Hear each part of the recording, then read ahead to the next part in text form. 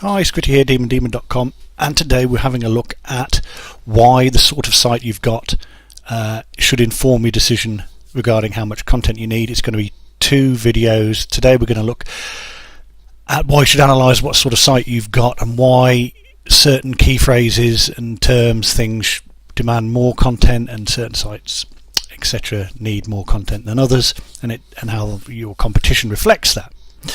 So I've gone in and I've typed General Motors into Google. General Motors is of course a brand, and it comes as no surprise that we have their share information here, we have the elongated snippet over here on the right, and gm.com at top. GM's wiki comes second, and there's GM news about GM. It's all basically GM news or their own site. Now the site itself, let's just have a quick look at it, and we'll see some issues here which sort of go against what you've learned. There is virtually no information on this site. Images, that isn't, I don't think that's text. No, that's not actually text, that's an image. That's text. You've got a little bit of text down here. So it doesn't have text, isn't keyword optimized or whatever. Now for quite a while we've understood that Google understands brand. If you have a brand, it's copyrighted, you've got patents, and you're well known or nationally known, if you type in the actual brand name, then the brand site's going to come up. So I'm assuming that most people here understand that unless you are General Motors, you don't want to compete for the phrase General Motors. And the same applies for a lot of other things. Now what I've done next is I've had a look at just a product, and the product I've looked at is engagement rings. Now that isn't a brand, that is a product. Okay, I don't think there's a company called Engagement Rings, or there isn't a brand called Engagement Rings, at least I don't think there is. And if they are, they've come up just to spam Google or something, but it's a product name. Now back 10 or 12 years ago, when Google was in its infancy, people weren't very sophisticated when it came to typing in search terms for what they wanted. No matter what somebody may have wanted to do with engagement rings, their initial reaction may have just been to type in the noun engagement rings, and that's it. Now they may have been looking to buy, in the majority of cases they were, but they may have been looking for various other things to do with engagement rings, how to clean them, how to value them, all sorts of other bits and bobs, but they just type in engagement rings. Now what's happened over the last few years, we've become more sophisticated, and Google understands this.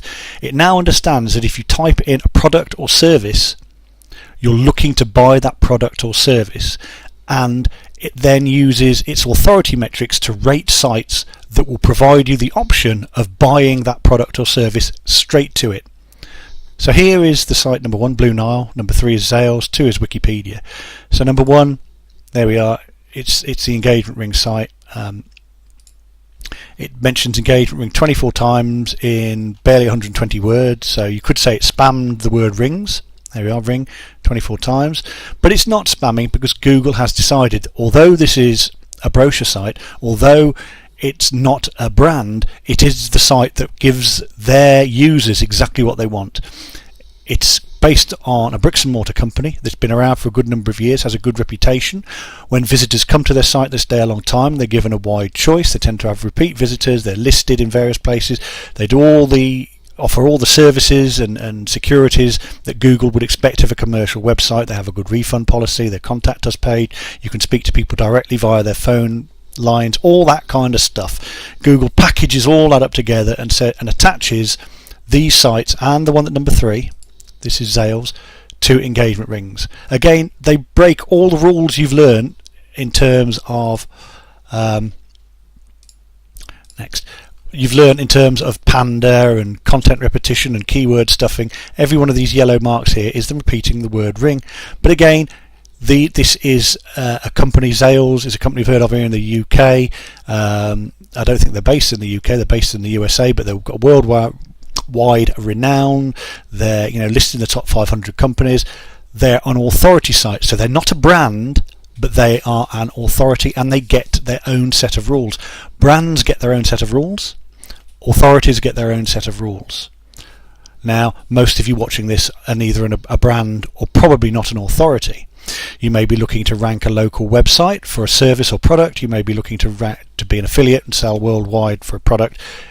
how can you compete with these guys? Imagine if ClickBank started to sell something called engagement rings, or just you had a client who said, I make engagement rings as a hobby in my back garden. Can you get my site to rank?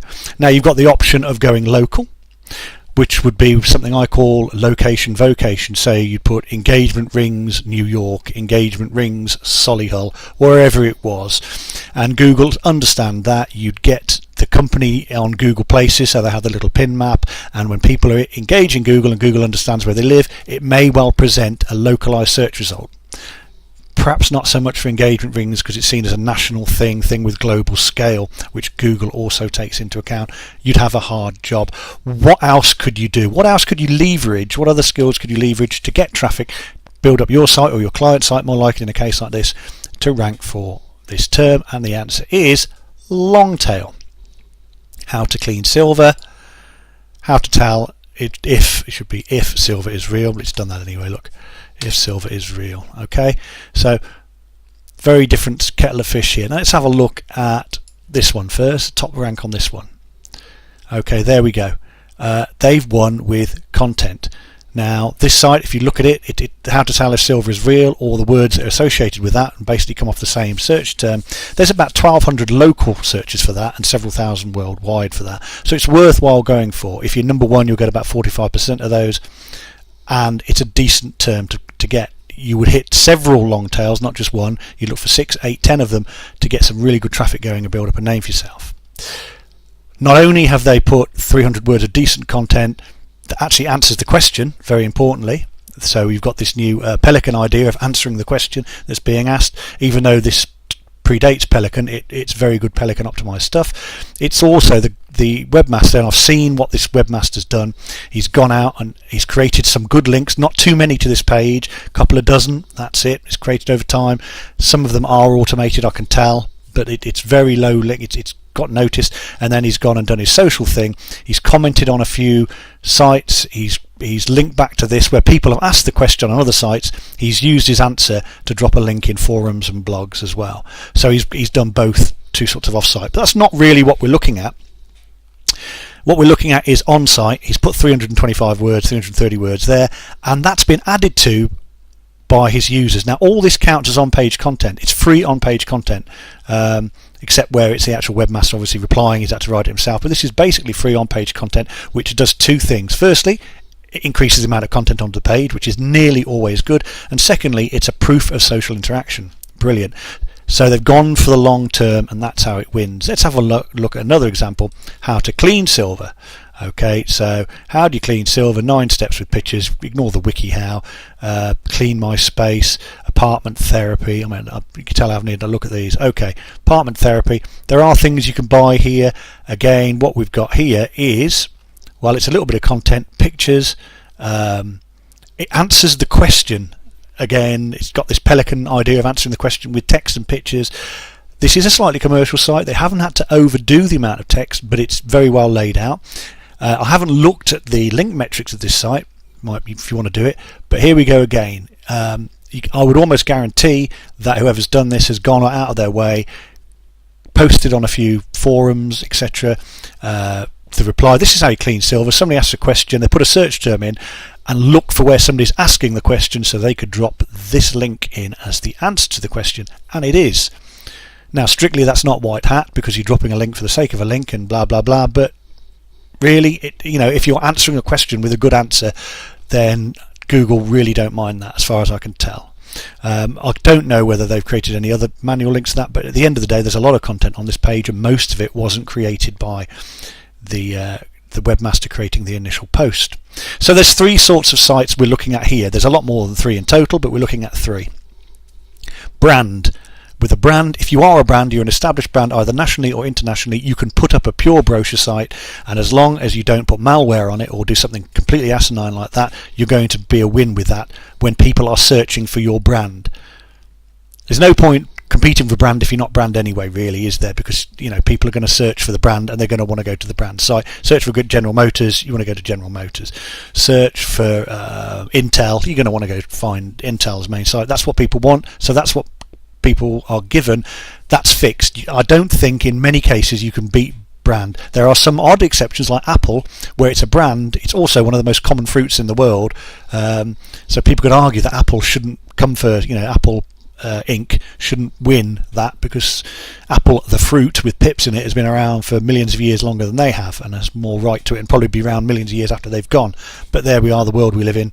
You'll probably find that happens.